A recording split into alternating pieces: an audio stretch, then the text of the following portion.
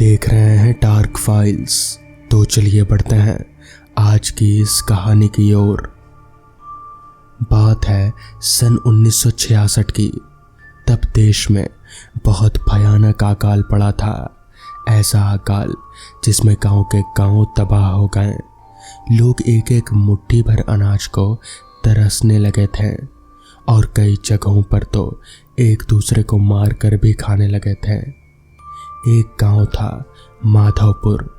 जब पूरे देश में अकाल फैला तो माधवपुर भला इसकी चपेट में से कैसे बच पाता। कभी बच्चों की किलकारियों से गुलजार और खुशहाल माधवपुर के लोग अकाल के समय में ताने ताने को तरसने लगे।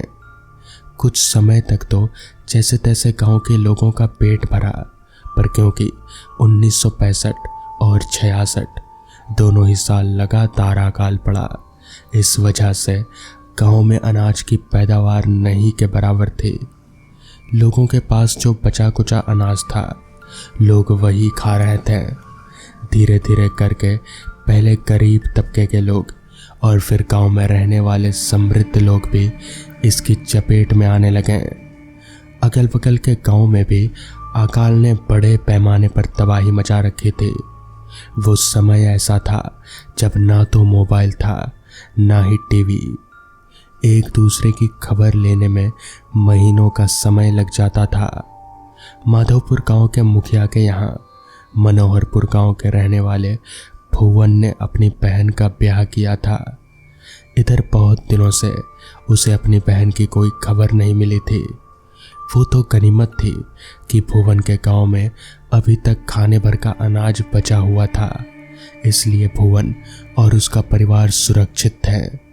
पर उसे अपनी बहन की बहुत चिंता सता रही थी। उसने कई खत लिखे, पर उसकी बहन की तरफ से किसी भी खत का कोई जवाब नहीं आया।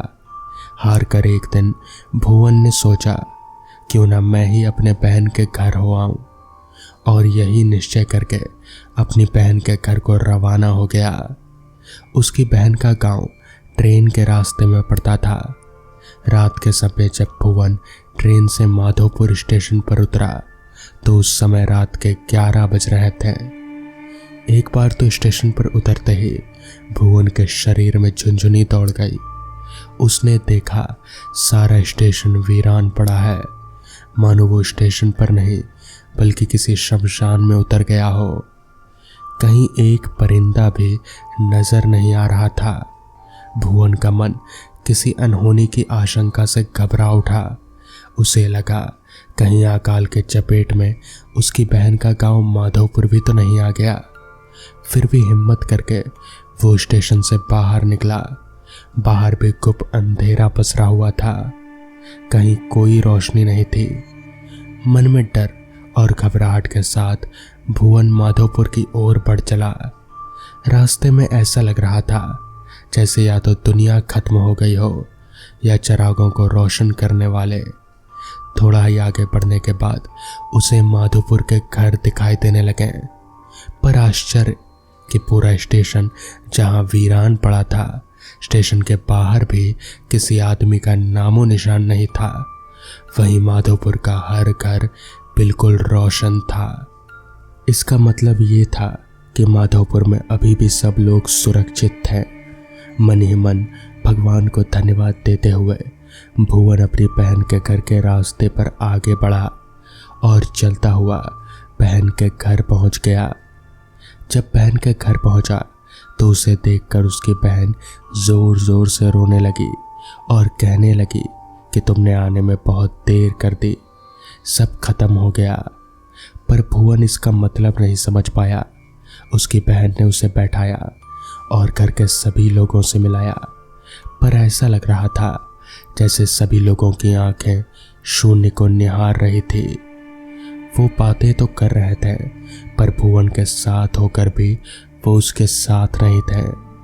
कुछ समय बातें करने के बाद उसकी बहन ने कहा, तुम इतनी रात का आए हो, तुम्हें भूख लगी होगी, खाना खा लो। और उसके लिए वो खाना निकालने लगी। उसकी बहन के घर के बाहर नींबू का एक पेड़ था भुवन बरामदे में बैठ गया और उसकी बहन और परिवार के अन्य सदस्य उसे घेर कर बैठ गए। जाने क्यों, पर सब घूर कर उसे ललचाई नजरों से देख रहे थे। भुवन की बहन ने उसके सामने खाने की थाली रख दी, सिर्फ रोटी और नमक। अकाल के समय में थाली में सब्जी की कल्पना करना बेवकूफ़ी थी। इस पर भुवन ने कहा, कुछ नहीं तो एक नींबू ही ला दो, मैं नमक और नींबू से खा लूँगा। जैसे ही भुवन ने नींबू तोड़ने की बात की, उसकी बहन ने बरामदे में बैठे बैठे अपना हाथ बढ़ाया और बरामदे के बाहर लगे नींबू के पेड़ से नींबू तोड़ लिया और भाई की थाली में रख दिया। भुवन को काटो तो खून नहीं। जैसे एक ही बार में उसके शरीर का सारा खून सूख गया। उसने पलटकर बहन की तरफ देखा। उसकी आंखें गड्ढे में धंसी हुई थी और हड्डियां बाहर निकल आई थी। उसने भुवन को खा जाने वाली नजरों से देखा और उसकी ओर बढ़ने लगी। घर के बाकी सदस्य भी भुवन की ओर लप गए। भुवन ने थाली वहीं छोड़कर दौड़ना शुरू कर दिया और दौड़ते दौड़ते स्टेशन आकर रुका। स्टेशन पर एक ट्रेन लगी हुई थी। भुवन उसी ट्रेन में जाकर बैठ गया। जब सुबह हुई तो भुवन ट्रेन से उतरा तो उसके मन में उसकी बहन और उसके गांव वालों को लेकर एक सवाल था। भुवन ने सोचा कि फिर एक बार वहां जाकर देखा जाए कि जो रात में हुआ था क्या वो सच में हुआ था या फिर उसका वहम। फिर एक बार वो अपनी बहन के घर के रास्ते की ओर चल दिया। रास्ते में उसने जो देखा उसे देखकर उसका दिल दहल गया, मानो उसका कलेजा फट जाएगा। माधवपुर के घरों के आगे जैसे हड्डियों का ढेर लगा था। हर जगह कंकाल बन चुके लोग रास्ते पर जहां तहां मरे पड़े थे। पूरा गांव जानवरों के मृत शरीर और आदमियों के शरीर के सगाड़ से भरा हुआ था। अपनी नाक बंद किए हुए भुवन घर के पास पहुंचा। उसने देखा रात को जो नींबू का पेड़ लहलहा रहा था वो सूखा पड़ा था, पर बरामदे में अभी भी वो थाली पड़ी हुई थी जिसमें उसकी बहन ने रात में रोटी परोसी थी। उसने देखा वो थाली कंकड़ों से भरी हुई थी। जब वो घर के अंदर पहुंचा तो उसे उसकी बहन और उसके परिवार के लोगों के मृत शरीर मिले। सबकी आंखें गड्ढे में धंसी हुई, क्या बच्चे और क्या बूढ़े। सब लोग भूख से तड़प तड़प कर मर गए थे। अब भुवन को उसकी बहन की कही बात का मतलब समझ आने लगा कि क्यों उसने आने में देरी कर दी। तो दोस्तों, ये थी आज की पहली कहानी। तो चलिए बढ़ते हैं आज की दूसरी कहानी की ओर। शाम के तकरीबन 6 बजे मैं जब नीलगढ़ गांव के बस स्टॉप पर उतरा तो मेरा मन जरा भी खुश नहीं था। कभी सोचा नहीं था कि इस कारण से गांव आना पड़ेगा। दरअसल अभी थोड़ी देर पहले ही मुझे दादाजी का फोन आया था। फोन पर उन्होंने बताया कि दादी जी अब इस दुनिया में नहीं रहीं। ये खबर सुनकर मुझे आज 20 सालों के बाद अपने गांव जाना पड़ रहा है, क्योंकि मैं एक अरसे के बाद अपने गांव आया था। इसलिए रास्ता पहचानने में मुझे थोड़ी तकलीफ हो रही थी। और क्योंकि गांव में यहाँ सिर्फ दादाजी और दादी माँ ही रहते थे, इसलिए बस स्टॉप पर कोई लेने भी नहीं आ सका। खैर, जैसे तैसे रास्ता ढूंढते ढूंढते मैं अपने घर पहुंचा। लाश के पास दादाजी और आसपास के 2-4 लोग बैठे हुए थे, क्योंकि जिस इलाके में दादाजी का घर था वहां मुश्किल से आसपास 3 या 4 घर ही होंगे। शुरुआत में तो दादाजी ने मुझे पहचाना ही नहीं, मगर जब मैंने उन्हें अपना परिचय दिया तो वो मुझे पहचान गए। लाश को आज के आज ही जलाना बेहद जरूरी था, क्योंकि लाश के अंदर से अभी से ही थोड़ी थोड़ी दुर्गंध आनी शुरू हो गई थी। गांव में ना तो बर्फ का जुगाड़ था और ना ही किसी और चीज का। ऊपर से अब कोई लाश को देखने वाला भी नहीं आने वाला था। वहां मौजूद सारे लोगों से जैसे ही मैंने इस वक्त लाश को शमशान ले जाने की बात कही तो सारे के सारे एकदम से पीछे हट गए। उनका कहना था कि आज अमावस की रात है और अमावस की रात शमशान में जाना ठीक नहीं होगा। मैंने उन्हें समझाने की बहुत कोशिश की, मगर उनमें से कोई भी शमशान जाने को राजी नहीं हुआ। शाम धीरे धीरे रात में तब्दील हो रही थी। समझ नहीं आ रहा था कि अब क्या करूं, अकेले लाश को शमशान कैसे ले जाऊं। तभी मेरे दिमाग में एक आइडिया आया, जिसका जिक्र करते हुए मैंने वहां मौजूद लोगों से कहा, अच्छा आप लोग शमशान नहीं जा सकते ना, पर एक ठेला गाड़ी का तो इंतजाम कर सकते हैं।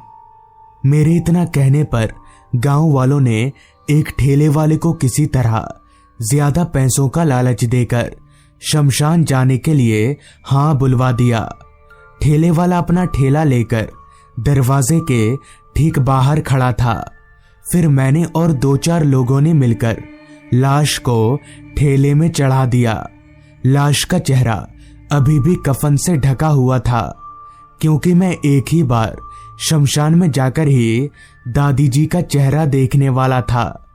लाश को ठेले पर चढ़ाने के बाद जो जगह बची वहां मैं बैठ गया और ठेला गाड़ी शमशान की तरफ चल पड़ी।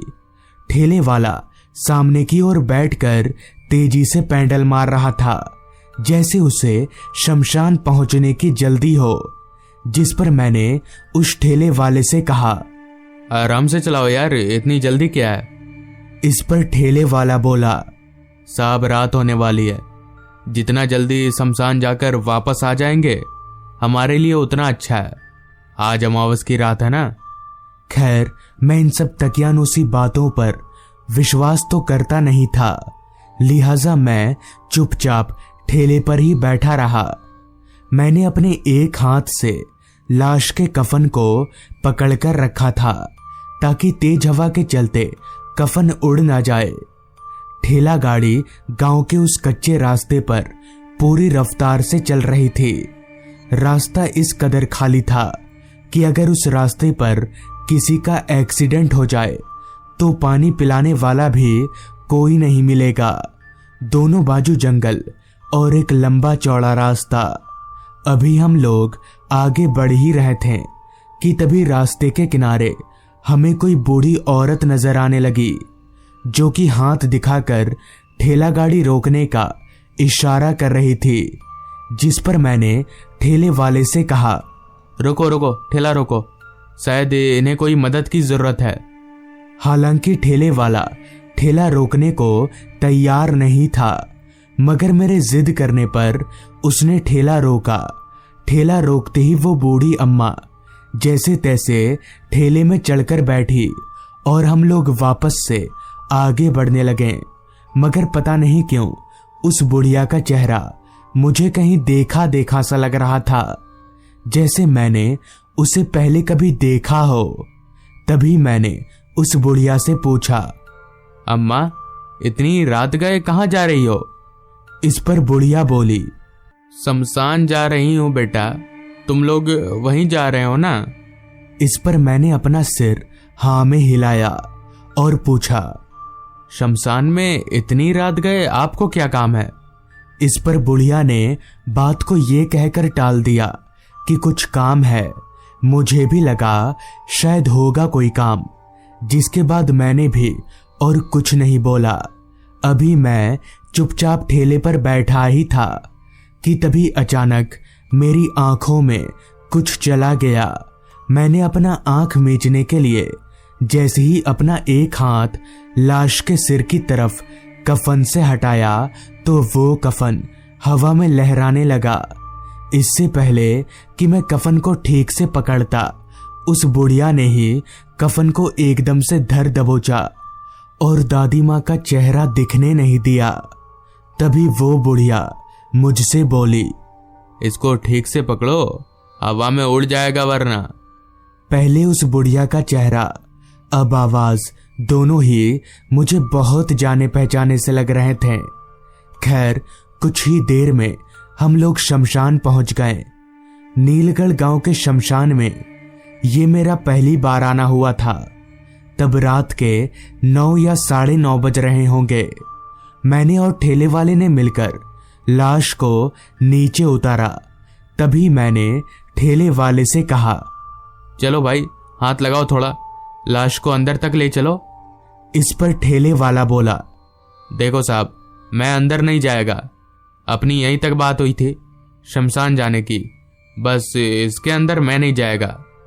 ठेले वाले की बात सुनकर मेरे बगल में खड़ी उस बुढ़िया ने कहा, चलो बेटा, मैं तुम्हारी मदद कर देती हूँ, ये नहीं जाएगा शमशान में। इससे पहले कि मैं उस बुढ़िया को कुछ बोलता, उसने झुककर लाश को एक तरफ से पकड़ लिया। मैं भी कुछ बोल नहीं पाया और लाश को दूसरी तरफ से पकड़कर शमशान के अंदर ले जाने लगा।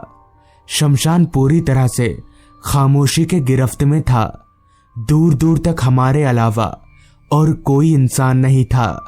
शमशान के अंदर जाकर हमने लाश को जमीन पर रखा और मैं उस बुढ़िया को लाश के पास रखकर लकड़ियां लाने चला गया।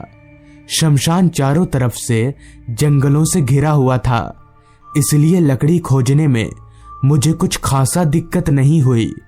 लकड़ियां लेकर मैं वापस दादी माँ की लाश के पास आया।